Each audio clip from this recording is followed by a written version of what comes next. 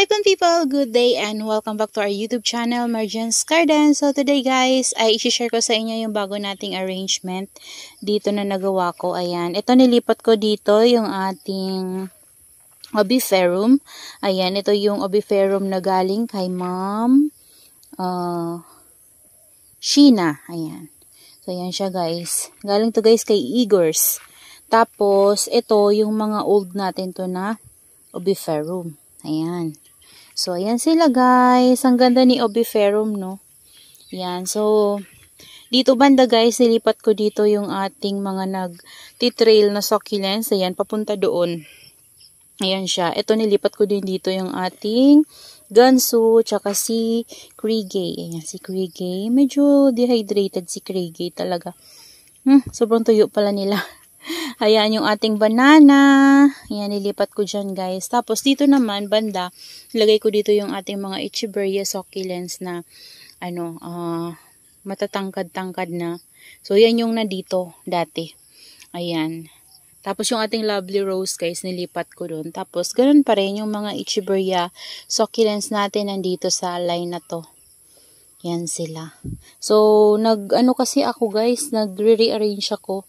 Yan. Tapos yung dito naman, banda guys, ayan, sama-sama ko yung ating mga black pots.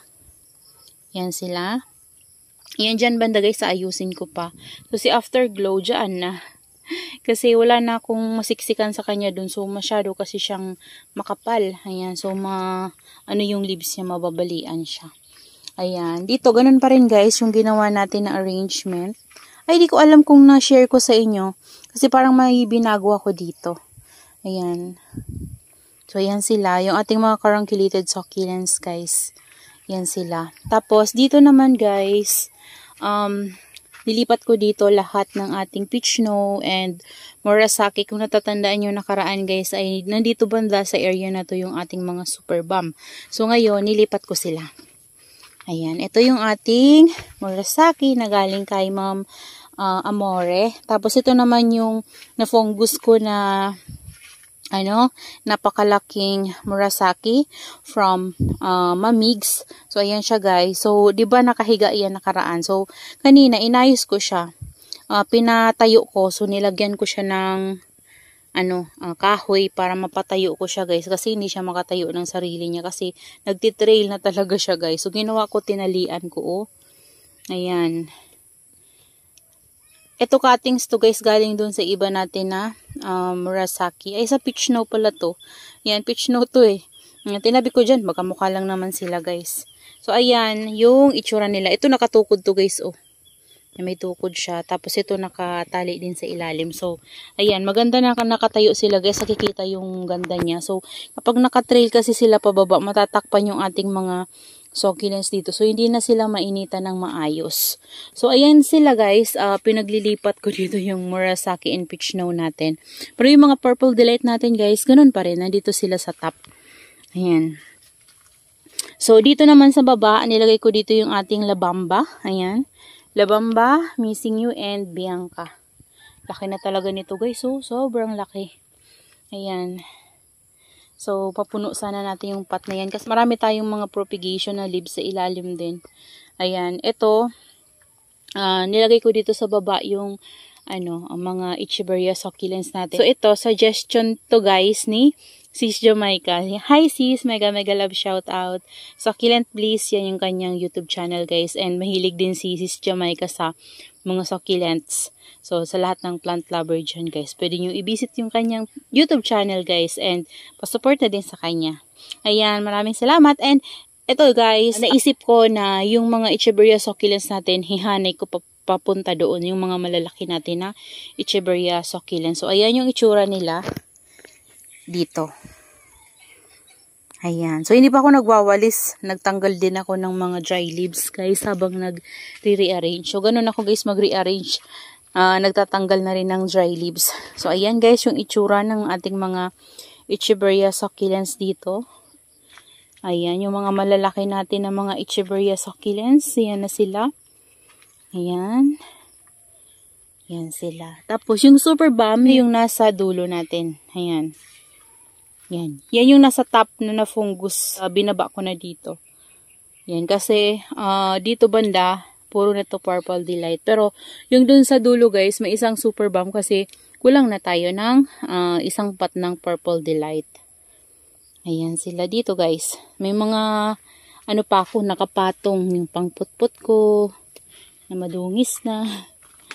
Ayan, matanda na yung pangputput ko guys. Ayan sila. O, diba? Tapos ito, binaba ko na dito si, sino ba to? Sang-a. Ayan, si Sang-a. O, diba? Ang ganda. So, antayin lang natin na lumaki yan. Tapos yung big pot natin ng ating Black Prince. Ayan. Silawi din siya na to, guys. Ito, hindi ko na to dito tinanggal. Ayan, dyan na lang siya, guys. Tapos, dito yung isang pot natin ng Super Balm. So, dun sa kabila, di ba yung missing Yula Bamba and din yung Bianca natin. So, dito naman, Super Balm. Ayan. Tapos ito guys, tinukod-tukod ko rin to kasi gumagano na talaga siya. Parang magti-trail na siya. So, nilagyan ko rin ng tukod para tumayo siya. Kasi kapag nagti-trail guys, sasasagi siya. So, nalalagasan siya ng leaves. Tapos dito banda kasi, naisipan ko silang i-rearrange kasi yung ano natin, yung ginawa natin na arrangement. Ayan. So, di ba pinuno natin ng Purple Delight yan. Ayan. Pero, ganun pa rin guys, yung sa dulo nun is cactus. Pero, antayin natin na lumago yun guys, ang ganda niyan. Ayan o, di ba? Ganda. Lalo na kapag lumaki na yung mga Purple Delight niyan after 1 year. Tingnan natin guys. Tapos hindi natin kakatan, no? Ayan. Dito naman sa taas yung ating mga variegated Purple Delight. Ayan. So yan sila guys. Yan yung nagawa ko today. Yan. Ayan yung ayos nila dito. Dito ko nilagay yung ating mga trailing succulents. Tingnan nyo guys yung flower ni ni Bill Baker. Ayan, para mag-focus. Yan siya guys. Tapos, yan yung stem niya. Diba ang laki niya? Tapos ito guys, oh, tingnan nyo. Ito yung niripat ko dito ng mga propagation ko lang ng ating RZ. Yan na guys, lumaki na siya. So, dyan ko muna sinabit kay Chloe. Ayan o. Pansamantala dyan muna siya guys habang hindi ko pa siya nahanapan ng paglalagyan niya talaga. Ito naman yung Ellen natin na hindi stress. Ayan. Lagi ko kasi to guys dinidilig kasi gusto ko tumaba yung leaves niya. So ngayon, stressin ko na siya guys. Ayan o. Kasi mataba na yung leaves niya. Tapos yung Tito Buns ko guys. Tapos Indonesian Tito Buns na ito. Kanina lang to guys na ano ko na nag-rot siya. Yan, di ba meron tayong heads na malaki dito? Yung variegated talaga na ganito kalaki. Naku guys, bumigay talaga siya. Hindi ko alam kung bakit pero hindi ko siya dinidiligan. Diniligan ko na rin siya ng tango pero ganun pa rin yung nangyari sa kanya. Kasi nga di ba, ingat na ingat ako kasi ito yung nagka-problema nakaraan. Tapos sumunod sa kanya guys, yung isa naman na branch na variegated talaga. As in yung may var dito. Malaki yun eh, ito siya oh. Ito pa yung baby niya guys. So, ito na-save ko pa oh. Yan. Tapos ito yung pinaka-rosette niya. Ito na lang yung na-save ko. Maliit na lang. Di ko alam kung masisave ko pa yan. Kung mabubuhay pa siya. Nandun yung mga natira kong leaves na okay pa. So, dyan ko na lang muna siya i-propagate. Ito mga binali-bali ko lang oh. Hindi ko kinat ng gunting as in kamay lang. Binali ko. Pinatong ko lang dito. Ayan oh. Yan. Kasi, para mapuno yung ating pot, si cheesecake. Yan. Napalago ko na kasi siya guys. So, yung mga matatangkad na ganito, na nagtitrail papunta dito, kinat ko. Ayan, mga pinatong ko lang yan siya guys. Yan lang siguro. Ito, 3 lang pala sila sa 2. Tapos, yung isa, hindi ko na alam saan. Dito, 3. Ayan. So, yan siya. Magkakaroon din ng baby yung pinutol ko dyan guys. Kaya, mapupuno yan. Lalago yan. Uy. Ayan, yung ating Chocomoon Stone na mga Lipropa dati guys. Lipropa, tsaka yung iba is cuttings. Ayan.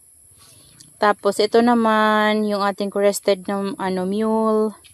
Yan, yung ating mule, si Lotion. Ayan siya guys. So, yan lang naman guys yung nagawa ko ngayong araw dito. Ayan, so mas naging net tingnan yung ating garden nung nilipat ko dito yung ating mga Echeveria succulents na malalaki. Ayan. So, yan lang muna sa ngayon, guys. So, that's it for today's video, guys. Ayan, maraming salamat po sa inyong panonood and see you on my next vlog. Happy gardening, everyone. Bye-bye!